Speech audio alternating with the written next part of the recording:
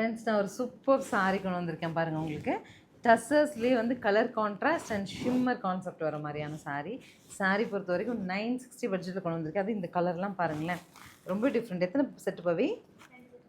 2 set இருக்குது. So actually இந்த கலர்லாம் பாருங்களேன், நம்மளோட பியோரில் வர மாதிரி ஒரு டேஸ்ட்டில் 960 பட்ஜெட் ரேஞ்சில் வந்திருக்கு.